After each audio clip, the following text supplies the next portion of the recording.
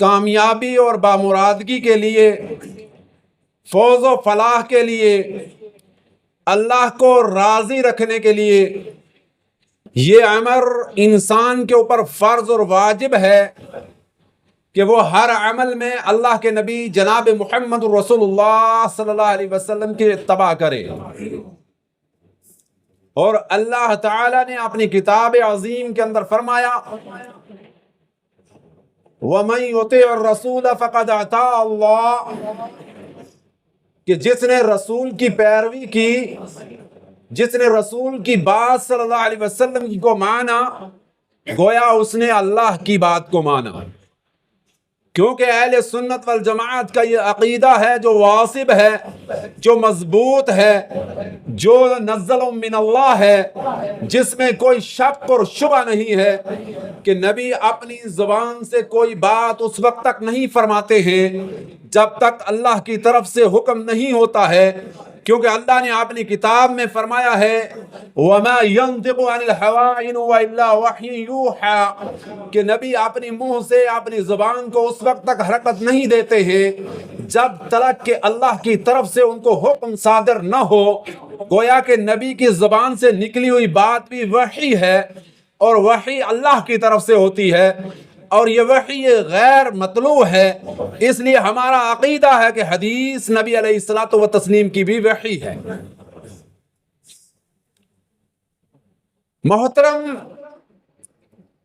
نبی علیہ الصلوۃ والتسلیم کے صحابہ اکرام رضوان اللہ اجمعین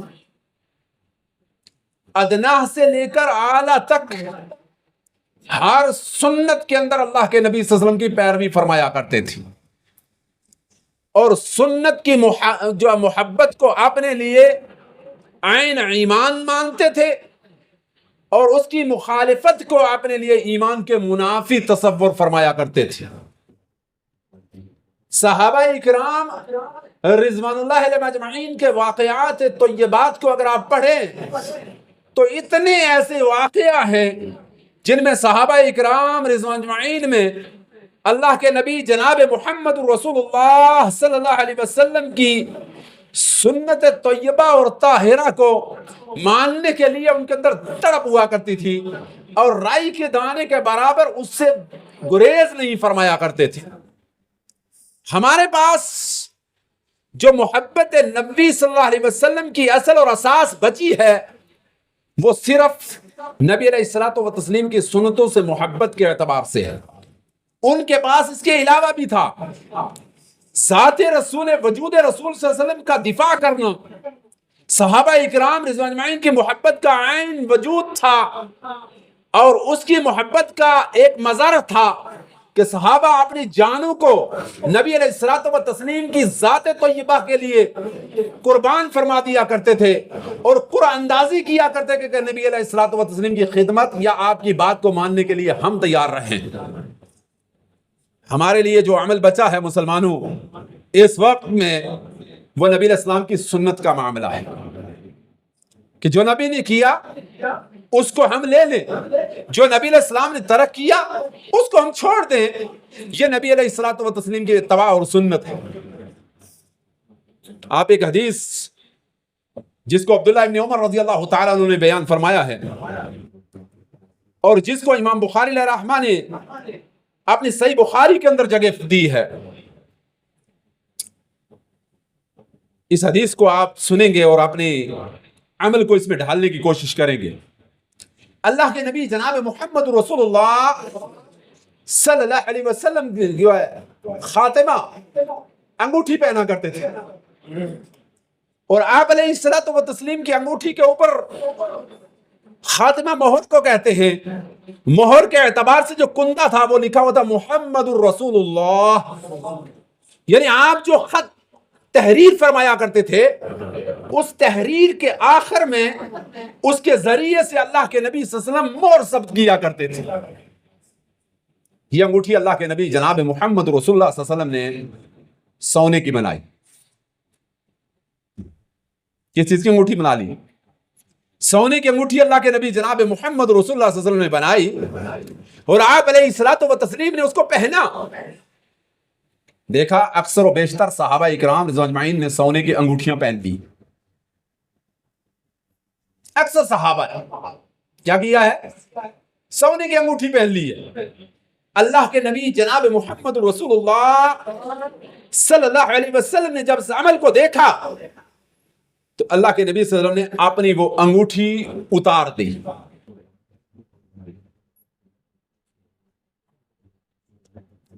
آپ کا یہ اتارنا، یہ عمل، یہ مجلس کا تھا، اور مجلس میں آپ نے جب انگوٹھی کو مبارک کو اتار کر رکھ دیا، صحابہ اکرام رضوان اللہ اجمعین نے اپنی انگوٹھیوں کو اتار دیا.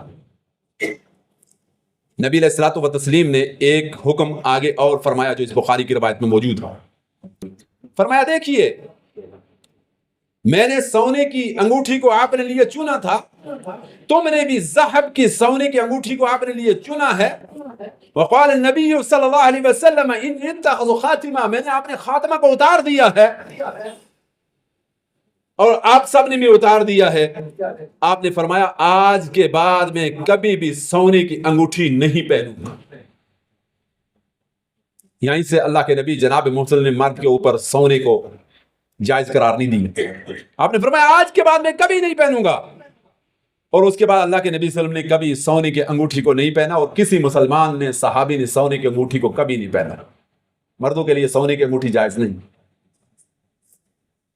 آپ اندازہ لگائیں گے کہ ایک عمل جو نبی علیہ الصلوۃ والتسلیم نے دیکھا اور اللہ کے نبی جناب محمد رسول اللہ علیہ وسلم کے صحابہ نے آپ کے اس عمل کو دیکھا تو یک لخت صحابہ اکرام رضوان اجمعین نے اس کو بدل دیا. بخاری کی روایت ہے اللہ کے نبی جناب محمد رسول اللہ علیہ وسلم نماز پڑھا رہے ہیں، اور مسئلہ یاد رکھیں کہ کچی مساجد ہوا کرتی تھی، کنکر ڈالے ہوئے ہوا کرتے تھے، چھتیں کچی ہوا کرتی تھی. ان حالات کے اندر نماز پڑھی جایا کرتی تھی اور کنکریاں ماتھے میں چبھا کرتی تھی. اللہ کے نبی صلی اللہ علیہ وسلم نے فرمایا جس کو کنکری اٹھانا ہے صرف ایک مرتبہ ہٹا سکتا ہے، زیادہ مرتبہ حرکت نہیں کر سکتا ہے. یہ نبی علیہ الصلوۃ والسلام کا جو تسکین صلاۃ ہے کہ نماز کے اندر سکون و طمانینت ہونی چاہیے اس کے متعلق تھا. اور اسی دور میں جوتا پہن کر بھی نماز پڑھائی جاتی تھی. جوتا پہن کر نماز پڑھائی جاتی تھی. آپ علیہ الصلوۃ والتسلیم نے جوتی پہنی ہوئی ہے، جبریل امین کا نزول ہوتا ہے، کان میں کہا جاتا ہے اے اللہ کے نبی جناب محمد رسول اللہ صلی اللہ علیہ وسلم آپ کی جوتی مبارک کے اندر قذر ہے، یعنی کوئی کسی جگہ سے بتقاضا بشریت گندگی لگ گئی. آپ علیہ الصلوۃ والتسلیم نے نماز کے عالم میں اپنی جوتی مبارک کو ہاتھ سے اتار کر اپنے بائیں سائڈ رکھ دیا. یہ عمل اتنا خفیف اور اتنا ہلکا تھا کہ نماز کے اندر کوئی تبدیلی پیدا ہونے والی نہیں تھی. احادیث میں موجود ہے اور صحیح حدیث ہے کہ فرمایا پورے صحابہ اکرام اجمعین نے یہ عمل دیکھا اور سب کے سب نے اپنی جوتیاں اتار تھی. اللہ کے نبی جناب محمد رسول اللہ صلی اللہ علیہ وسلم نے پوچھا نماز کے بعد کہ ما حمل علیک، کس چیز نے آپ کو اس میں ابھارا کہ آپ نے اپنی جوتیاں اتار دی؟ میں نے تو اس لیے اتاری تھی. کہا اللہ کے نبی صلی اللہ علیہ وسلم آپ کے عمل نے ہمیں اس پر ابھار دیا کہ ہم اپنی پوری جوتیاں اتارتے. وہ صحابہ اکرام رضوان اجمعین تھے کہ جن کے اندر سمع و طاعت اتنی زیادہ تھی. ایک جملہ آپ یاد رکھیں، ہم رسول اللہ کو مانتے ہیں، رسول اللہ کی نہیں مانتے.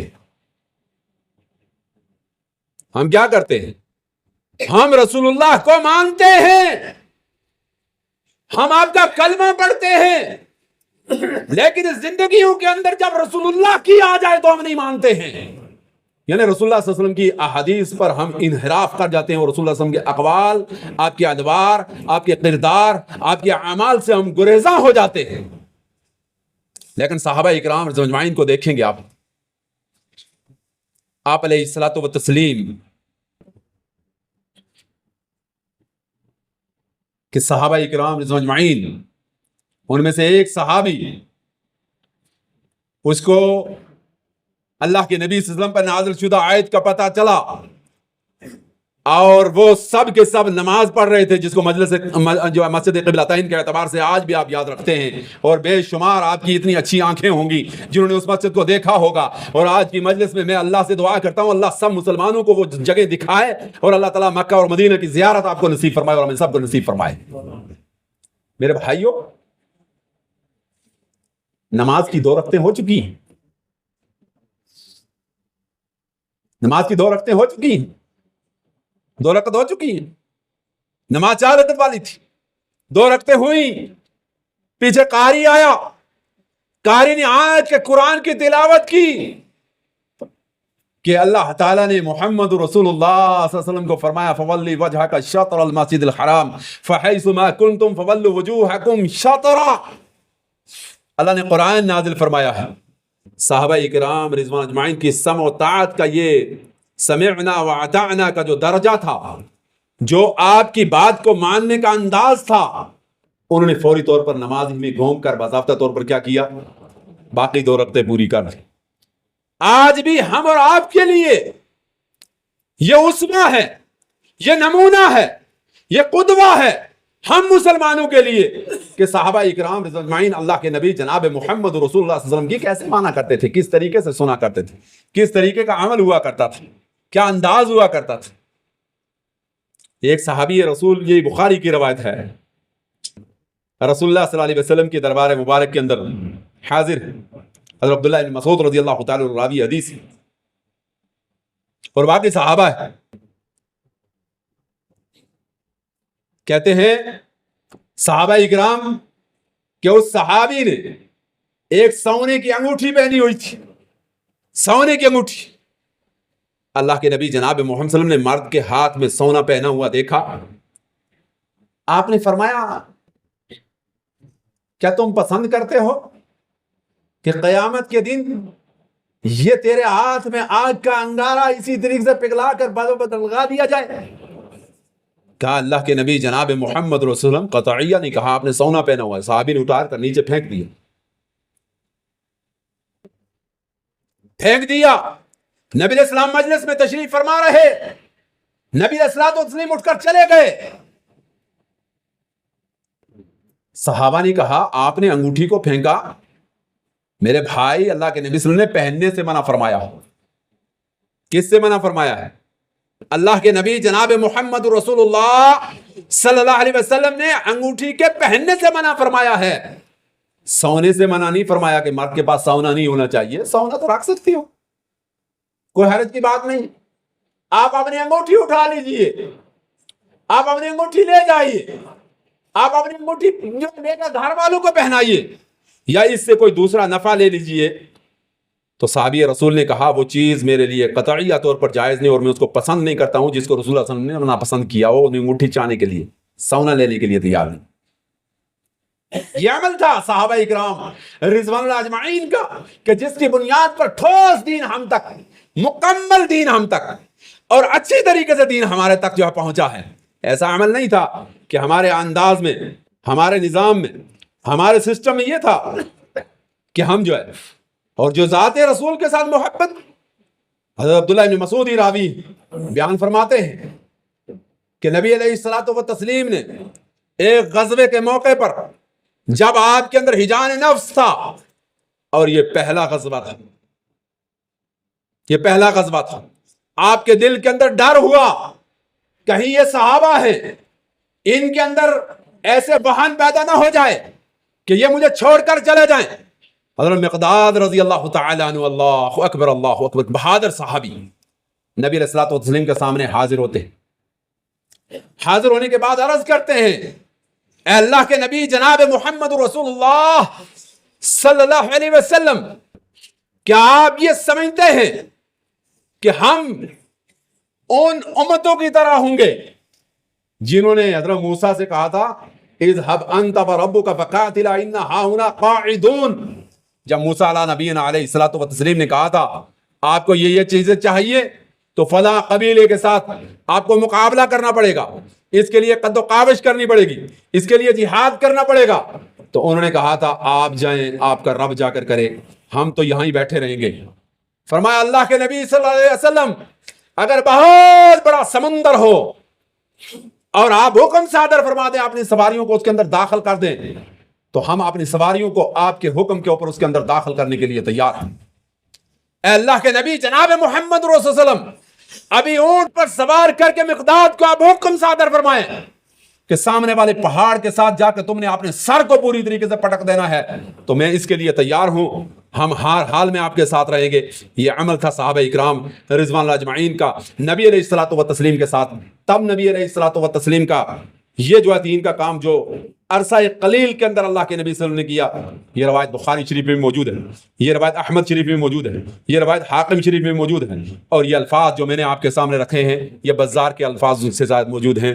صحیح روایت ہے اللہ کے نبی جناب محمد رسول اللہ صلی اللہ علیہ وسلم کی، جس کے اوپر اللہ کے نبی صلی اللہ علیہ وسلم نے فرمایا کہ بھائی اس انداز کے اندر آپ عمل کریں۔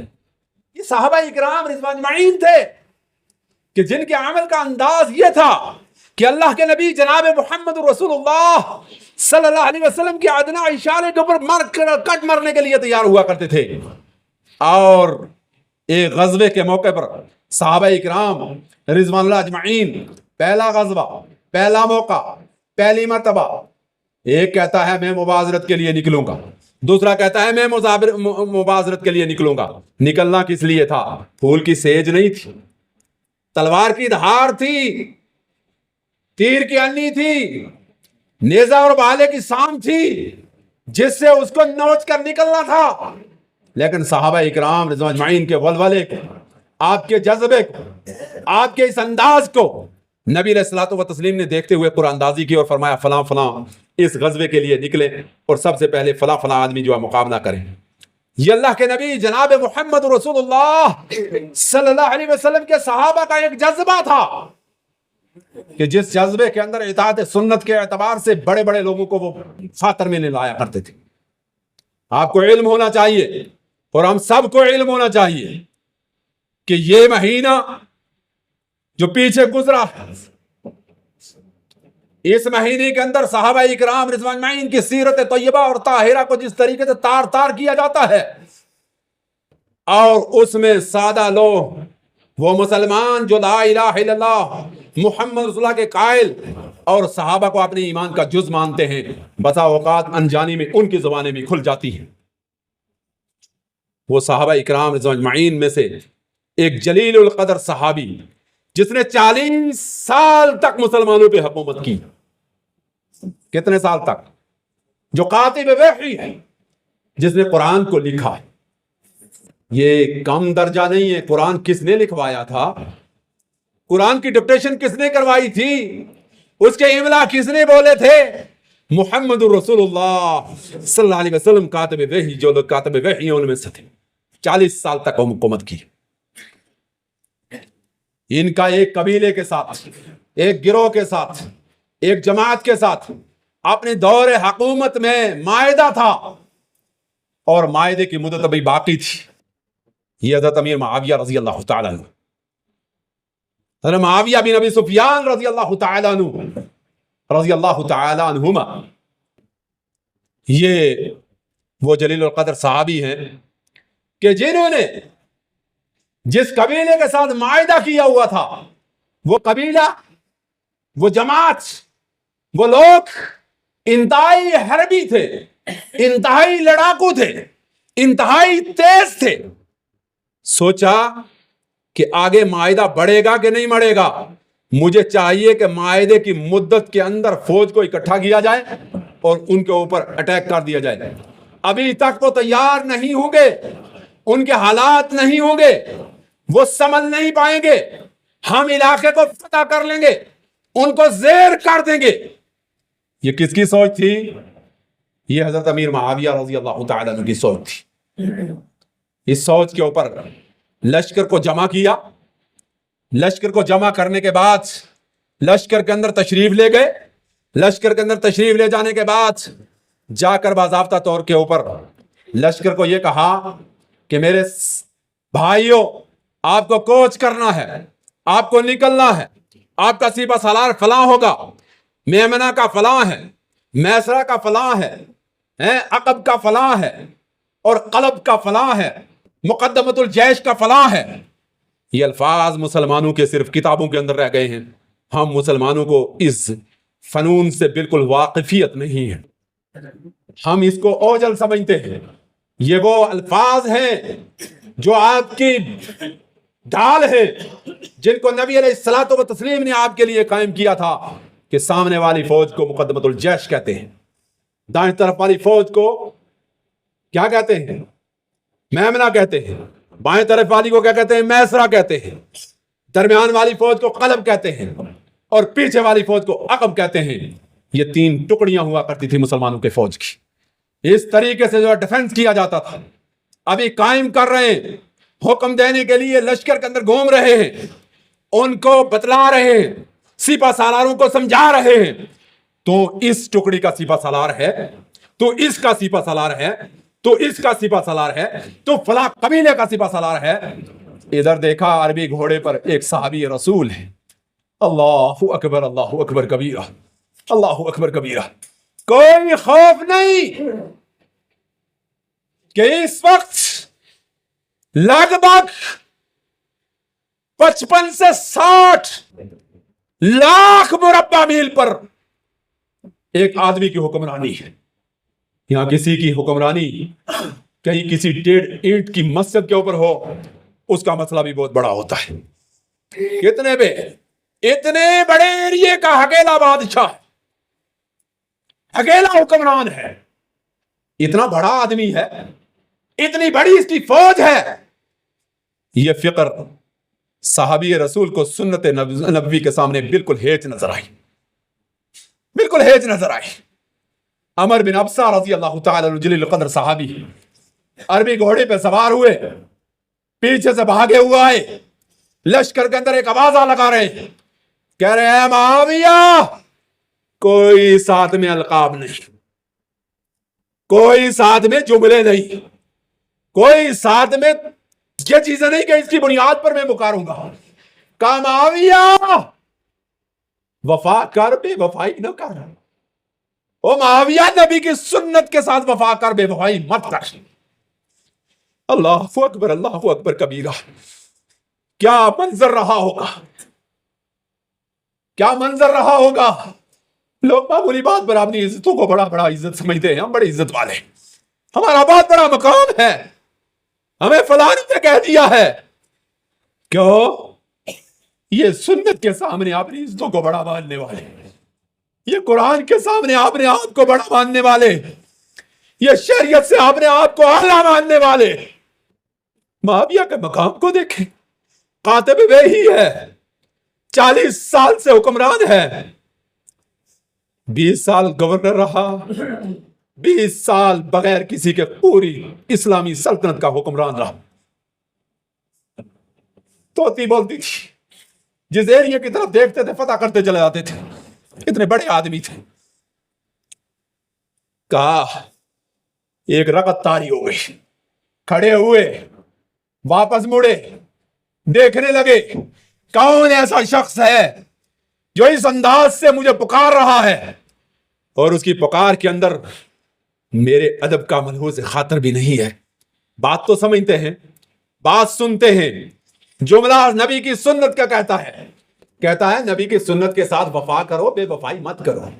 ہائے ہائے, نبی کی سنت کے ساتھ داڑھی کے لیے وفا کرو, شلوار کو ٹخنے سے اوپر رکھنے کے لیے وفا کرو, نماز کے پڑھنے کے نقشے کے اندر وفا کرو, زکات دینے کے اندر وفا کرو, شادی اور بیاہ کے اندر وفا کرو, تب تو وفا ہوگی. وفا کرو سنت کے ساتھ. فوری طور پر سب کچھ بھول گئے. عمر بن ابسہ کی طرف متوجہ ہوئے, قریب میں پہنچا, آگے بڑھے, گھوڑے کا مہار پکڑا, قریب ہوئے کہ یہ نبی علیہ السلام کے دیکھنے والی آنکھیں, یہ صحابی رسول ہے, بے جا طور پر کسی کی عزت کو اچھال نہیں سکتا ہے. کیوں؟ ان کے لیے قرآن نے کہا تھا رحماء بینہم تراہم رکعا سجدا یبتغون فضلا من اللہ ورضوانا. ان کے تو سینے, ان کے تو ماتھے کے اوپر سجدے کے نشان ہیں. یہ بے جا طور پر کہنے والا آدمی نہیں ہے. بات سمجھتا ہوں کیا کہنا چاہتا ہے. کہا معاویہ تو نے نبی علیہ السلام کی یہ حدیث نہیں سنی کہ جب مدت دور معاہدہ ختم ہو اس کے بعد جن لوگوں کے ساتھ معاہدہ کیا ہوا ہو، امن کا معاہدہ، شانتی کا معاہدہ، لڑائی نہ کرنے کا معاملہ، حملہ نہ کرنے کا معاملہ، پہلے ان کو تحریر لکھنا ہے. اگر وہ خطا کرتے ہیں، اگر وہ انکار کرتے ہیں، اگر وہ چیلنج کرتے ہیں، اگر وہ ماننے کے لیے تیار نہیں ہوتے ہیں تو پھر اٹیک کرنا ہے. تمہیں نبی علیہ السلام کی سنت کا پتہ نہیں، تو نے نبی علیہ السلام کی سنت کو پڑھا نہیں ہے، تو نبی علیہ السلام کی سنت کے ساتھ بے وفائی کر رہا ہے، رائی کے دانے کے برابر نہیں سمجھا کہ جو بات کرنے والا کون ہے. اللہ اکبر کبیرہ. کہا وہی لشکر رک جائے، عمر بن ابسا کی بات کو سنے، جب تک معاہدہ ختم نہیں ہوگا معاویہ لشکر کو یہاں سے جانے کا حکم نہیں دے گا. معاہدہ ختم ہوگا، ہم اس کے بعد تحریر لکھیں گے، ان کے ساتھ کلام کریں گے، اگر وہ جنگ کے لیے تیار ہوئے تو جنگ کریں گے، اگر امن کے لیے معاہدے کے لیے جزیہ دینے کے لیے تیار ہوئے تو ہم ان سے جزیہ لے کر ان کے ساتھ امن کا معاملہ کریں گے. یہ سنت کا عمل تھا، یہ انداز تھا، یہ طریقہ تھا صحابہ اکرام رضوان اللہ اجمعین کا. یہ سنت کے ساتھ شفقت تھی، یہ سنت کو ماننے والے تھے. ان کا عمل اگر دیکھیں آپ تعجب کر کے رہ جائیں. ایسے ایسے صحابہ اکرام رضوان اللہ علیہم اجمعین کہ جن کے عمل کو اگر آپ دیکھیں، ان کی سنتوں کو اگر دیکھیں، ہم چھوٹی چھوٹی چیزوں کو ہم کچھ نہیں مانتے. ایک صحابی ہے جس کا نام آپ نے سنا ہوگا، بڑا جلیل القدر صحابی، آئے خائے بے نصیب لوگوں میں ان صحابہ کو عجیب انداز سے یاد کیا جاتا ہے.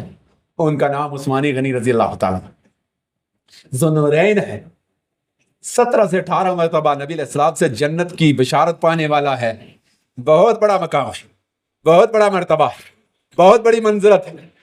اس کو ایک بیعت رضوان کے موقع پر نبی علیہ الصلوۃ والتسلیم نے مکہ کی مدینہ کی طرف سے مکہ کے لوگوں کے پاس بھیجا بات چیت کرنے کے لیے کہ ہم آئے ہیں بھائی، صرف بیت اللہ کا طواف کرنا چاہتے ہیں، صرف بیت اللہ کا طواف کرنا چاہتے ہیں، باقی ہم کچھ نہیں کرنا چاہتے. ہم کیا کرنا چاہتے ہیں؟ صرف بیت اللہ کا طواف کرنا چاہتے ہیں. جس آدمی کا نام لیا گیا یہ مکہ میں جائے وہ عثمانی غنی رضی اللہ تعالیٰ عنہ. اللہ اکبر کبیرہ، اللہ اکبر کبیرہ، سبحان اللہ. یہ گئے اپنے چچیرے بھائی کیا رکے.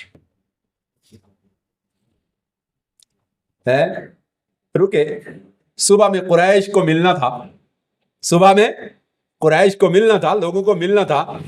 انہوں نے اٹھے، تیار ہوئے، جانے لگے تو انہوں نے اپنی شلوار کو نصف ساق، شلوار نہیں تہبند، اپنے تہبند کو نصف ساق پنڈلی تک اوپر رکھا ہوا ہے. کہاں تک رکھا ہوا ہے؟ کہاں تک رکھا ہے؟ پنڈلی تک رکھا ہے. اللہ اکبر کبیرہ، اللہ اکبر کبیرہ. بھائی نے عرض کیا، چھوٹا بھائی، چچیرا بھائی عرض کیا، بھائی جان آپ اشراف قریش سے ملنے جا رہے ہیں. مکہ میں کہاں جا رہے ہیں آپ؟ اشراف قریش سے ملنے جا رہے ہیں. آپ اپنی اس تہبند کو، اپنے اس کپڑے کو نیچے کر لیجئے اور یہاں اتنا نیچا رکھیے کہ روب اور دبدبے کے اعتبار سے آپ سے دب جائیں، کیونکہ یہاں اشراف اس آدمی کو مانا جاتا ہے، بڑا اس آدمی کو مانا جاتا ہے، مقام و مرتبے والے اس آدمی کو مانا جاتا ہے جس کا کپڑا زمین کے اوپر گھسٹ رہا ہو. قریش والے کپڑا زمین کے اوپر گھسٹ کر چلتے ہیں. آپ اس انداز کے اندر اگر جائیں گے غلاموں کی طرح، وہ آپ کو کیا مانیں گے؟ میں آپ کو صلاح دیتا ہوں اپنے تہبند کو لمبا کر کے زمین پر گھسٹاتے ہوئے لے جائیے تاکہ پہلی ملاقات میں عثمان تیرا دبدبا اس کے اوپر ہو جائے. اللہ اکبر کبیر. جواب کیا تھا؟ کیا جواب تھا؟ کیا جواب ہونا چاہیے؟ میں پتلون اوپر پہنوں؟ ان لوگوں میں مولوی کا دماغ خراب ہے، سب لوگ انگریز نیچے پہنتے ہیں، یہ مولوی کہتا ہے اوپر رکھ. بڑا عجیب مولوی ہے یار. یہ کہتا ہے اوپر رکھنا ہے، نصف ساق رکھنا ہے. لوگ گھسیٹ کر چلتے ہیں. ہم بھی رکھ سکتے ہیں، اتنے بڑے ہم افسر ہیں، اتنا رکھیں گے لوگ برا کہیں گے. کیسے اوپر رکھیں؟ کہا ان بے وقوفوں کے لیے میں اپنی آخرت کو بگاڑ لوں. ان بے وقوفوں کے لیے، ان کم عقلوں کے لیے، ان احمقوں کے لیے میں نے نبی علیہ السلام کو فرماتے ہوئے سنا ہے، ما اسفل من الکعب فهو فی النار. وہ شلوار جو ٹخنے سے نیچے ہو، جس ایریے میں ہوگی وہ ایریا جہنم کے اندر جائے گا. میں ایسا نہیں کر سکتا. دوسرا صحابی ہے، سفیر بن کے گیا ہے، سفیر بن کے گیا، بڑا آدمی بن کے گیا، بڑے لوگوں کے ساتھ بیٹھا، بڑے لوگوں کے ساتھ کھانا کھانے لگا، ساتھ میں ترجمان ہے. جو ترجمان ہے وہ آپ نے ایمان چھپایا ہوا ہے. عبرت کے اعتبار سے بتلا رہا ہوں، بات چھوٹی ہے، سنت بہت بڑی ہے. بات چھوٹی ہے، سنت بہت بڑی ہے. دسترخوان بچھا ہے، اشراف کے ساتھ بیٹھے ہیں، بڑے لوگوں کے ساتھ بیٹھے ہیں، یہ کیسر و کسرا جیسے لوگوں کے سامنے بیٹھے ہیں. ان کے سامنے بیٹھے ہوئے انہوں نے لقمہ اٹھایا تو لقمہ پھسل کر کچھ حصہ زمین پر گر گیا، دسترخوان پر گر گیا. یہ لقمہ جو دسترخوان کے اوپر گرا، صحابی رسول نے منہ کا نوالا لیا، نوالا لینے کے بعد نیچے سے دسترخوان سے لقمہ اٹھایا، اٹھا کر منہ کی طرف لے جانے لگا. ترجمان نے کہا کیا ہو گیا ہے آپ کو؟ ہم اشراف کے ساتھ بیٹھے ہیں، ہم بڑے لوگوں کے ساتھ بیٹھے ہیں، ہم پلیٹ چاٹ سکتے ہیں، ہم پارٹی میں پلیٹ چاٹ سکتے ہیں. کتنا بھوکھا مولوی آیا پلیٹ چاٹتا ہے، کتنا بھوکھا مولوی آ گیا پلیٹ چاٹتا ہے. اور کھا لو، تھوڑا اور ڈال دو مولوی صاحب کو. یہ مولوی صاحب پلیٹ چاٹ رہے ہیں. مولوی پلیٹ اس لیے نہیں چاٹ رہا، اس کا پیٹ خالی ہے. مولوی پلیٹ اس لیے چاٹ رہا ہے، یہ سنت نبوی.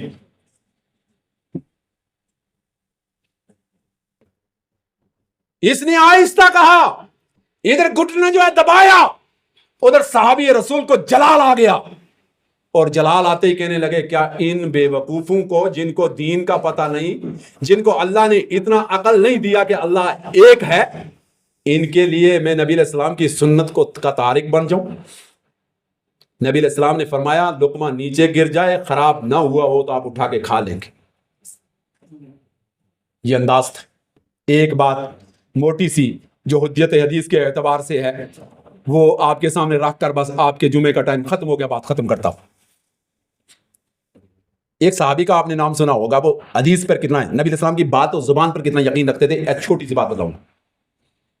ایک صحابی کا آپ نے نام سنا ہوگا، بڑے ولی صحابی ہیں،